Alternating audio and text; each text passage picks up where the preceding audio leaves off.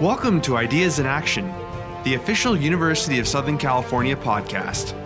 This show was recorded live on USC's campus. Hello, everyone. Welcome to the 50th anniversary of Earth Day. My name's Carol Folt. I'm the president of USC, and you are part of the Facebook Live event, Earth Day at 50, What is the Earth Telling Us? I'm an environmental scientist, and Earth Day and sustainability have been topics I have been passionate about my entire career. And I know that we're celebrating Earth Day at a time when so many people are suffering from the effects of COVID-19. And I want to start by wishing you all well and saying how glad I am that you could join us with this conversation while dealing with so much else. When I came to USC, I was so excited to see that we had great students and faculty and teams who were interested in sustainability. And I started thinking from the very beginning, how could we bring people together to dream even bigger? Because the problem of climate change is an existential threat that will take an unprecedented level of coordination and teamwork and innovation. And honestly, the level of collaboration and innovation and teamwork I'm seeing as people come together to address COVID-19 is giving me great hope in many ways for the future. The faculty who are going to be participating today in this panel all have contributed tremendously to this field in so many different ways. And they're going to talk with you today about ways that our views of the environment have been changing and the complex problems that we're going to face together to really look at a sustainable planet. They're going to delve into ideas about population behavior, how people respond in the face of crisis, how decisions are made. They're going to discuss how leading policy and scientific experts are playing a vital role and how universities like USC can actually be really important and should be important in this going forward. Both the public health crisis and climate change are interconnected in all of these fields. And I am so inspired to see how USC is taking a strong interdisciplinary approach towards working together on important issues like these. As we look to build on the progress we've been making in areas like carbon neutrality, encouraging sustainable education, and waste reduction, we will learn the lessons of today and apply them in the future. And we're going to need the strength of everyone to do this well from all disciplines. We're going to need faculty experts, and we are going to need students to help us take this forward for generations to come. So thank you to the presenters and for everyone who joined us for your passion for making the world a cleaner, healthier, and more equal place. And I look forward to working with you towards our common goals for a sustainable future. So happy Earth Day and fight on. Thank you. Thank you, President Folt. My name is Dan Mazmanian. I'm a professor in the Public Policy School at USC. And together with colleagues Wendy Bruin de Bruin and Gail Sinatra, we're going to focus on the issue is to what extent is COVID right now bringing the Earth Day message home, but 50 years later. So I would like to turn to my colleagues first for a brief self-introduction. Wendy. Hi, my name is Wendy Bruin de Bruin. I'm a new provost professor of public policy, psychology, and behavioral science at USC. I started in January. So spent a lot of time at home, more than I wanted to. My research focuses on understanding and informing how people make decisions about sustainable behaviors, health, and finances. Gail. My name is Gail Sinatra, and I'm a professor in Rossier School of Education. I'm a psychologist, and I study teaching and learning about STEM, science topics, particularly climate change.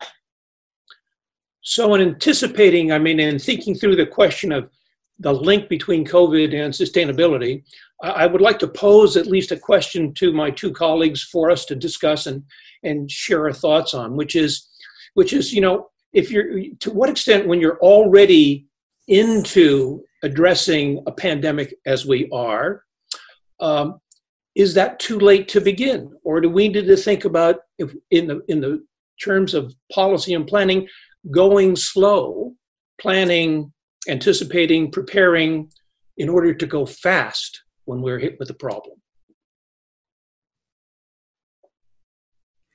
I think both approaches are important. In the context of COVID-19, we had to respond quickly. Yes. But there are also longer term solutions we need to find. And I think with climate change, it's the same. There are things we can do now and things we can do in planning for the future. The difficulty is that it can be difficult for people to think about what to do in the future when what's happening now is so acute. And so framing decisions as things that are happening now, I think, is important, both for COVID-19 and climate change. The good news is that for climate change, a lot of people are recognizing that climate change is important. 79% of Americans now are saying that they see climate change affecting their local communities. And so people are, I think, ready to act. Gail. Well, I think the urgency of this current crisis has revealed a lot of things to us that are lessons we can take away and apply to sustainability. Certainly responding quickly and responding to the urgency is a little different because climate change is over a longer scale. But it's shown us that we do have the ability to act collectively and to do some very important structural changes that could impact our long-term health and well-being on this planet. Well, you know, this question of time horizon, what we've learned in policy for other challenges like the pandemic, but they could be earthquakes and other natural disasters, is that people get very concerned at the moment, but it's difficult to carry the message into the future. And most of the studies suggest that what is needed is not just policies, but it's needed two additional elements. One is leadership, which we can go back to, but the one I wanted to bring up right now was the extent to which we require behavioral changes among all of us, maybe even collectively to cultural change. And what we've learned, or you've learned in our studies as part of the academic research world, what we've learned about bringing about those kinds of changes. So motivating behavior change can be a challenge in itself, but motivating consistent behavior change over longer times can be difficult. And again, I think we're seeing this with COVID-19, where we've been told to stay at home. And I think initially a lot of people responded, and we're still doing it, but it's becoming harder over time. And there's a push to stop that. And I think that with climate change, we face similar challenges, that behavior change that is recommended, we can implement it, but how do we do it over a longer period of time? There we need help from our leaders and policymakers to implement policies so that we can sustain those behaviors, both financially and in terms of our psychology, so that it's possible to continue to do it, helping us overcome any difficulties in implementing those behaviors. Well, Gail, I know you've focused a lot on the education about science, and the science tells us something about transmission and staying at home, just as the science tells us something about preparing for climate change. And yet there's a lot of people who simply don't accept the science or don't understand the science. How do we deal with this issue of understanding the science and accepting it? Well, it's challenging because both COVID-19 and climate change are very complex scientific issues. And there's uncertainty. There's a great deal more uncertainty in COVID-19. It's a new virus, and everyone is just figuring out how it's transmitted and its time course. So there is a great deal of uncertainty there. So people struggle to understand what's accurate and what is the right thing to do to sustain our health with COVID-19 and to also sustain our planet with the issues around climate change. What individual actions can we take to keep ourselves safe and our families safe by social distancing, for example? And what kind of actions can we take to contribute to climate mitigation, such as reducing our consumption of CO2, which would be helpful. So it's difficult to understand how these individual actions can impact these broader mechanisms But I think with COVID-19, we're seeing that the social distancing has had a reduction in the spread of the disease. And if you look out over the skies of Los Angeles today, you will see how less CO2 and other forms of air pollution from traffic has been reduced during this time away from travel. So that's an indication that we can make a difference in our individual and collective actions for both of these challenges we face. You know, your point you brought up is an important one about the blue skies effect of the pandemic right now for those of us living in Los Angeles. But it also raises the tough decisions we have to face in both situations, dealing with COVID and making choices about dealing with long-term effects such as climate change, but the consequences of climate change, which comes back to then, I guess, thinking about from a behavioral point of view, when do people finally, or do they, find these difficult choices palatable, especially when we deal with inequities. I think President Folt mentioned that, which is so much is concerned about today, just getting a meal today for some people, not having a job that allows you to purchase and to pay your rent. So we're struggling with inequities and demands on ourselves today. And yet, if you take a look at the needs we have for sustainability, there will be comparable changes coming. So how do we phase into this in a more palatable, transitional way? So there's no question that both of these challenges create differential impact, and different communities will feel these impacts more strongly, which means we do need some structural changes, and we're seeing that now in the current crisis. Not everyone has health care, and that's certainly a challenge right now during this crisis. So there are some structural issues. Transportation is one on the climate side. And we have to address these structural issues that give everyone the opportunity to contribute to society in a productive way that also reduces our impact on the environment.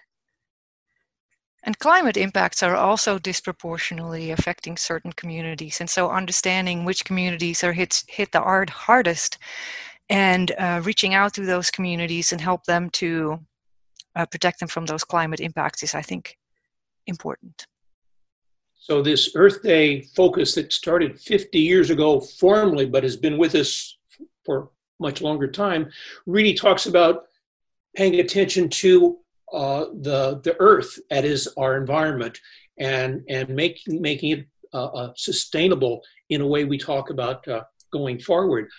And yet we are dealing now, when we think about the sustainability challenge we are facing, it's quite significant, so that good behavior, which is what we're thinking about in terms of dealing with both, to what extent do we know that it can routinely or easily scale up to the challenge? Or do we need more? I'm asking this about the behavioral side of this, which always comes back to us, which is, we mentioned earlier about people social distancing and staying at home, but we don't really enforce that in any formal way right now, at least in Los Angeles or our cities in our nation. Others may do so, but we don't. How in a democratic society, I guess the question is, when we really do respect individual choices, that we frame those choices in a way that people can understand they're win-win. They're work for you today, but they're also good for the future.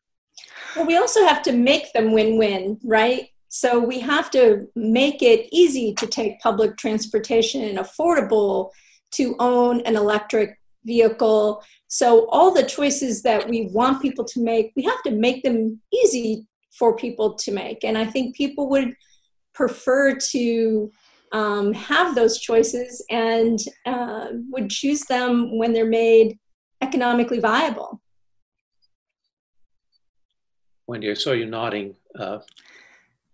Yeah, I think that there are behavior change initiatives that we can think of where changing behavior can be beneficial to people for multiple reasons, or we can design our policies so that the behaviors are more beneficial. So if you make public transportation more comfortable and convenient, then people may want to take it more, and that's good for the climate as well. If you want, in a COVID context, have people stay at home, then you have to make sure that that's also something that is feasible for people to do, so that those who can't work have enough money to afford to be able to stay at home. So you have to understand what the challenges are and what people want, if you want to help them with behavior change.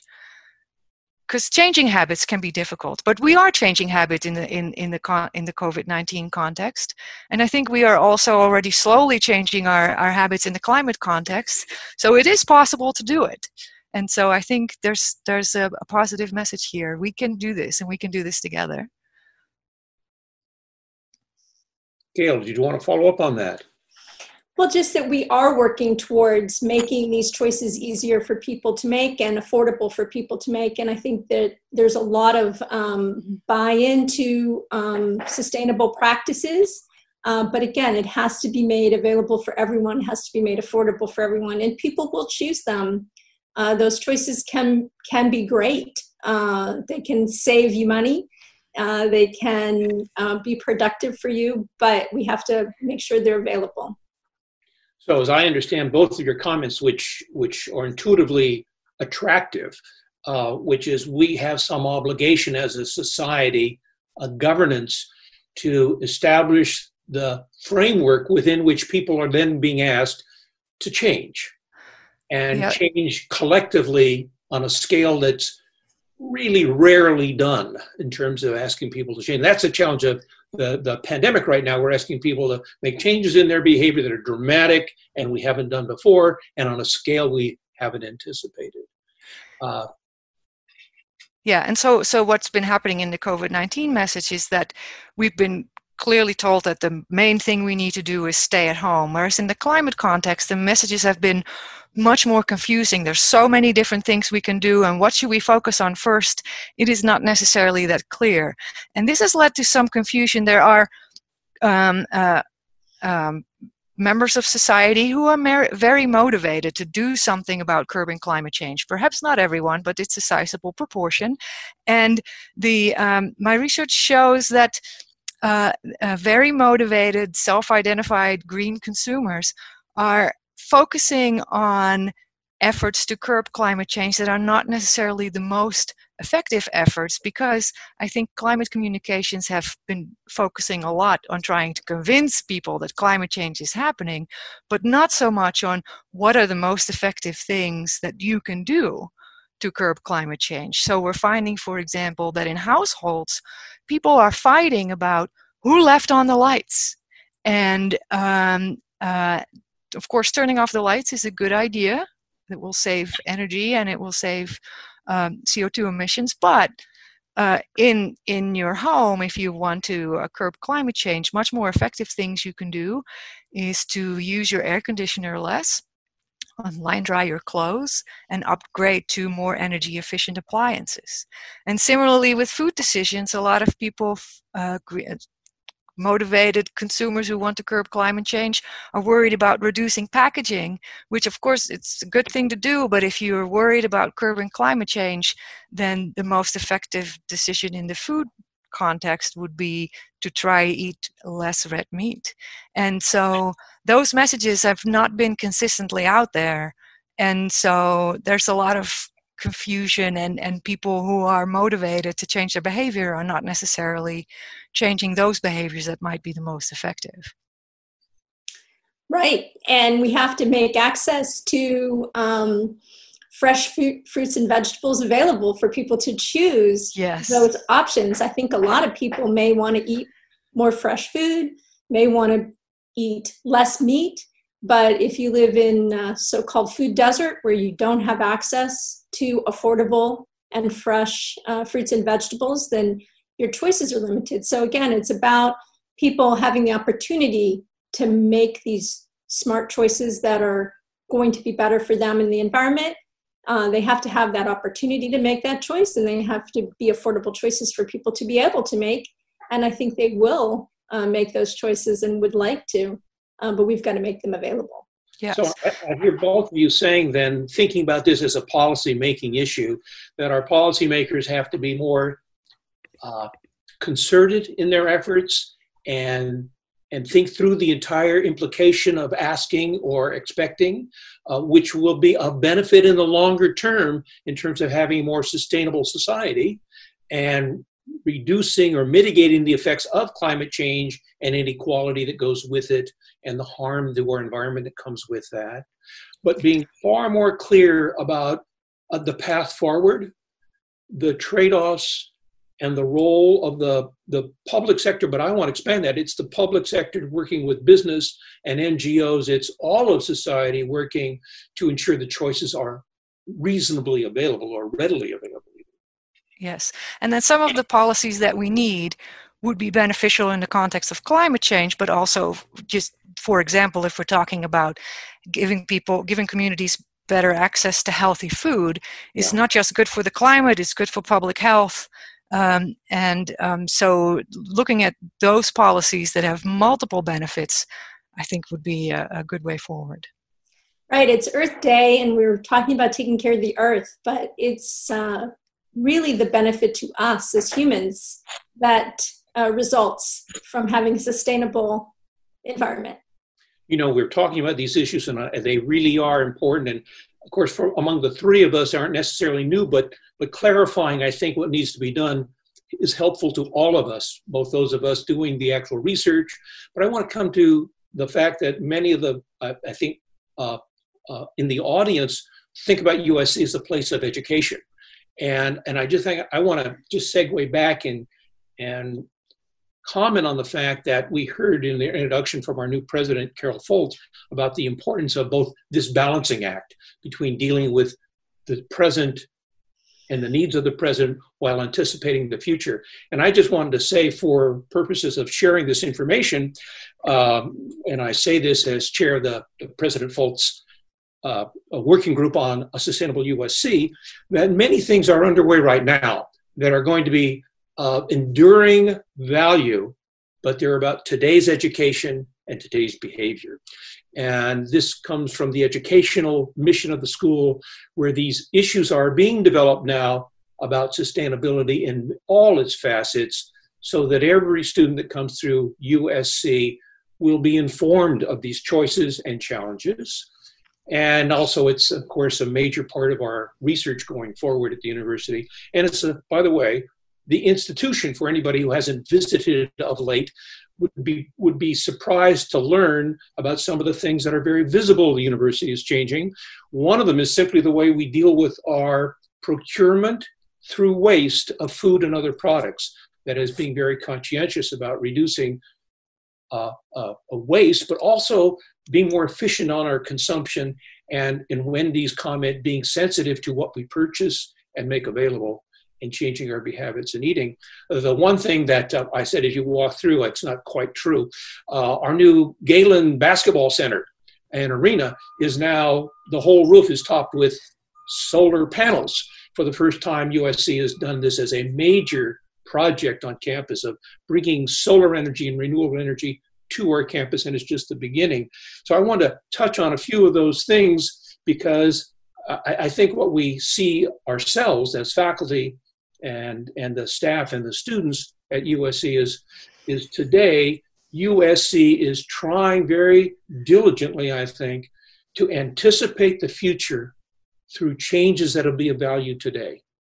And they can be monetary of value. Wendy mentioned that could be less costly, or health value, or of the actually built environment we manage. And by the way, not to understate this issue at all, the transportation footprint we make in Los Angeles and in the skies. So that's what we're doing. But to the extent to which either one of or both of you want to comment on in your own areas, how this is emerging academically or educationally as issues we deal with, I'd appreciate your comments. Well, I'll start. I know that USC is trying to provide many more opportunities for students in undergraduate and graduate programs to learn about sustainability. And those options will become available for students and will provide them with the education they need to work in our future, which will be around sustainability as it touches every discipline moving forward. In education, of course, we want to also promote understanding of climate change and sustainability and science in general in the K through 12 and higher education environment. And of course, we're working in my research team and in many others towards producing materials and curriculum, lessons, and a lot of people are working on that. Wendy, I know you're new and you may not have picked this up, but if you have any observations, you might want to share them. I'm very new at USC, but I'd like to bring to USC insights from psychology and behavioral science about how to promote behavior change and stick with the behavior change that you have started and would like to stick with. We know from different contexts that can sometimes be hard, but it's easier if the environment is designed in a way that makes it easier to stick what you intended to do.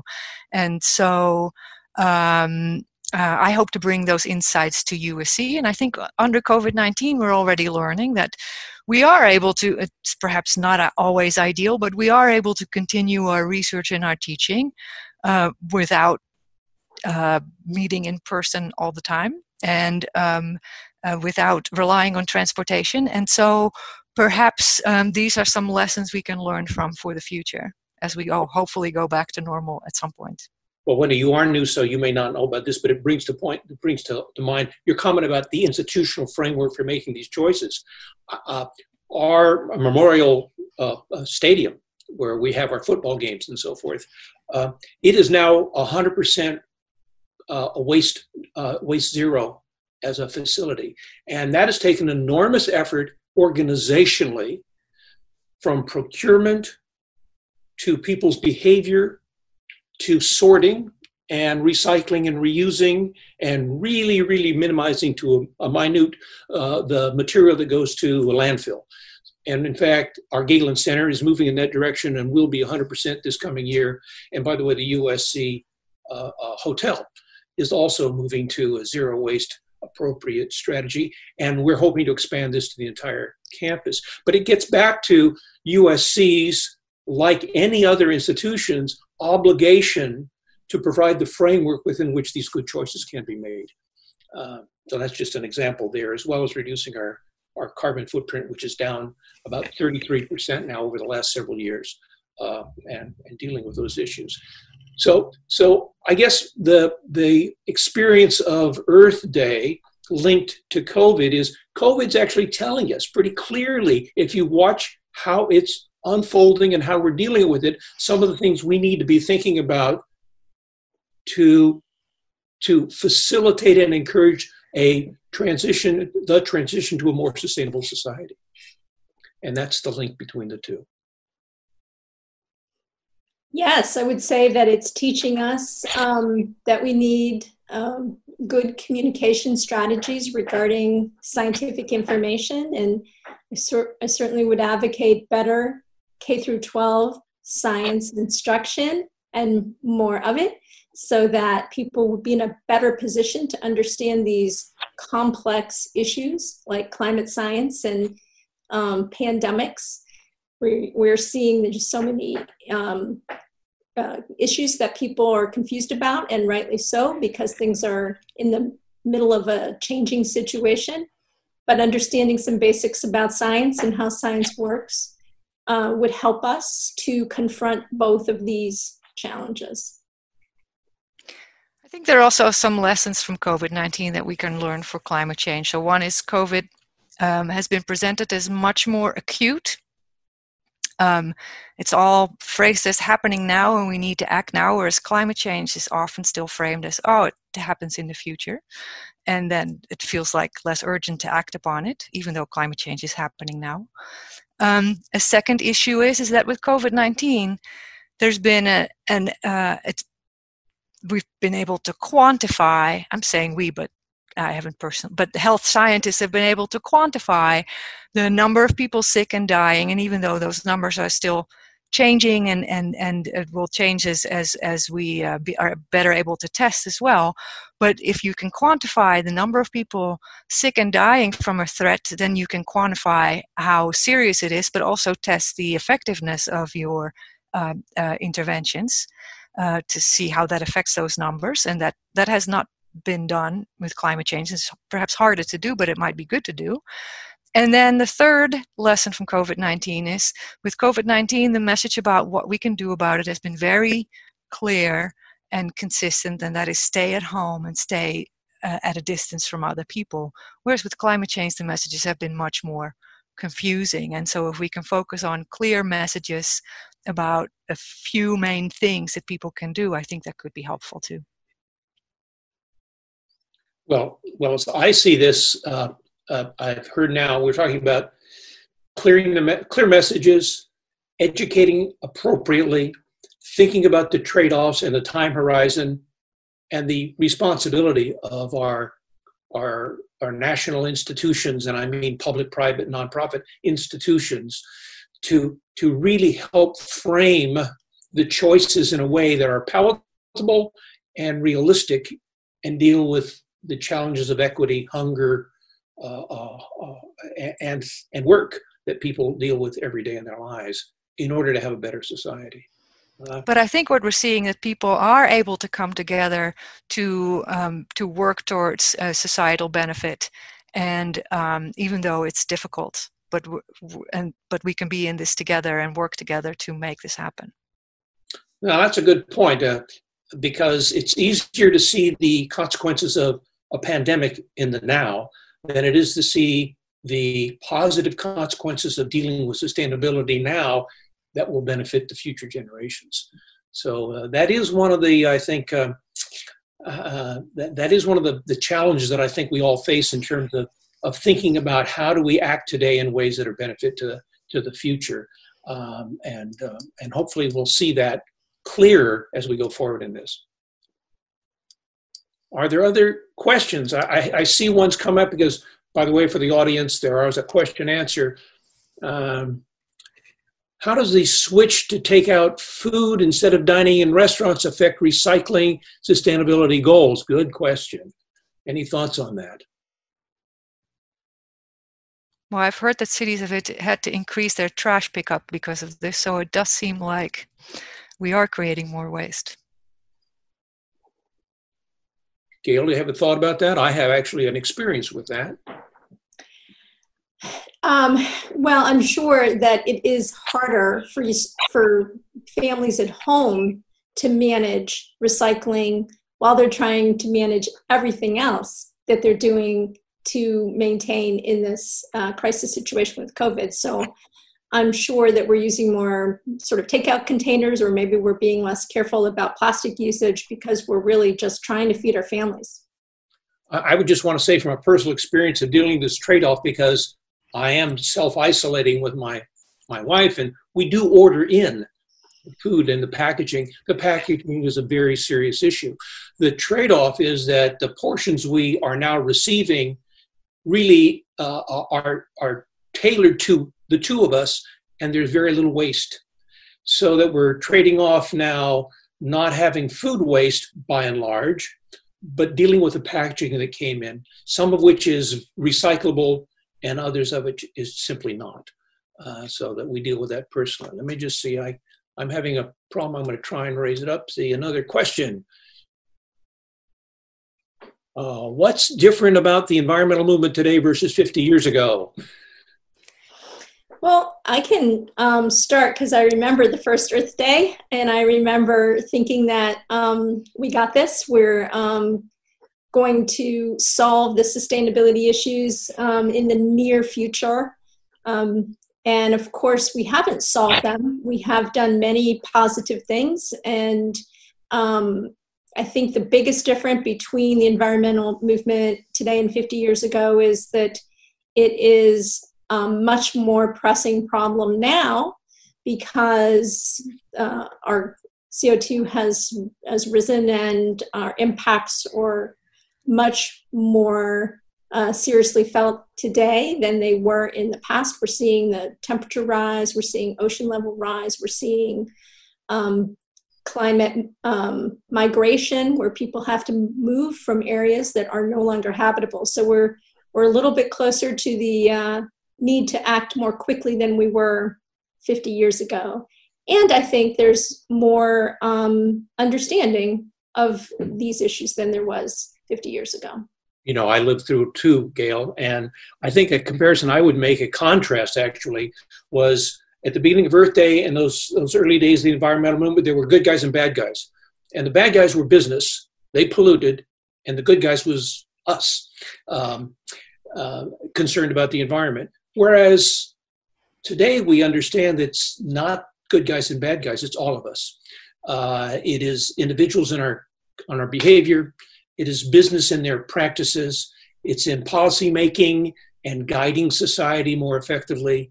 There may be bad actors, but they're not about business versus the rest of us. It's about all working together to transform our means of productions and economic behavior, our social behavior and cultural behavior, and our sensitivity to the environment. So I think that's a huge difference between when it began and 50 years later we've realized the enemy, you know, they say that we've met the enemy, it is us. Well, we're part of the story. I am not old enough to remember the first Earth Day because I'm the same age as Earth Day.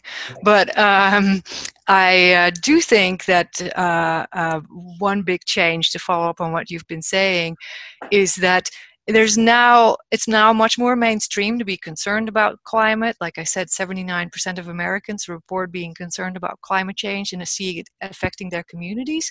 And I think businesses are recognizing that sustainable policies are good business.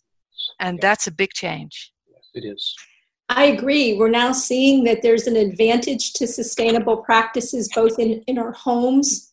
I have solar panels on my roof and I have an electric vehicle, and I've seen a huge economic benefit to my energy costs being reduced by both of those actions. And again, businesses as well are seeing that they can have tremendous economic benefit and cost savings by adopting sustainable practices. So I agree with you that that's a big change from the past, because certainly there's benefits to sustainability that people are beginning to realize. I'm looking at another question, probably our last, given our time, but it has, what's the difference, why solar only on Galen? For those of Vinova's campus, it's a large campus with many buildings. There are many answers to that, but one is, this is the first, it's not the last. We just kind of have come to this recently as a university. Two is, we do get all of our electricity from the Department of Water and Power of the City of Los Angeles. We're one of their major customers. And that electricity itself is being generated through renewable energy. So in a very rapid pace right now, the energy we purchase from the Department of Water and Power is renewable, and we're complementing that with our own on-campus renewable. So we have a dual strategy. The only question really here is, how fast do we in fact move to 100% renewable? And that's a challenge to the city in its speed, and USC in adopting its own or adapting its own renewable energy strategies. So I'm looking at our Q givers and see if we have any more questions on this that we might close with.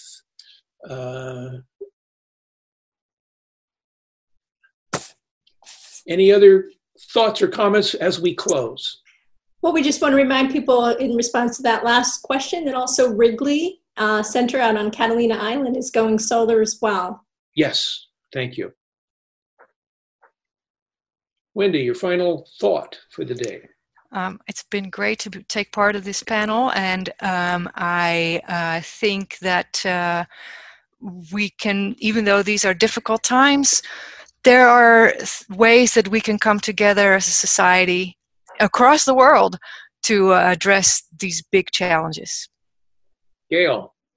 I just wanted to thank you for hosting this event, and thank our President Folt for her initiatives in sustainability, because we're in this together, and she's been a great leader on this issue and will continue to be And please feel free to share this recording and with anybody who's interested. And thank you very much. On anybody interested, by the way, one of the places you can learn about what USC is doing is on a website called green.usc.edu, which is a little plug, but a lot going on campus, and you can pick up a great deal about that on that website for the entire campus. And to Wendy and Gail, thank you for sharing your thoughts, and I appreciate this because we come at these from very different perspectives on the campus, and that makes for a much more productive conversation.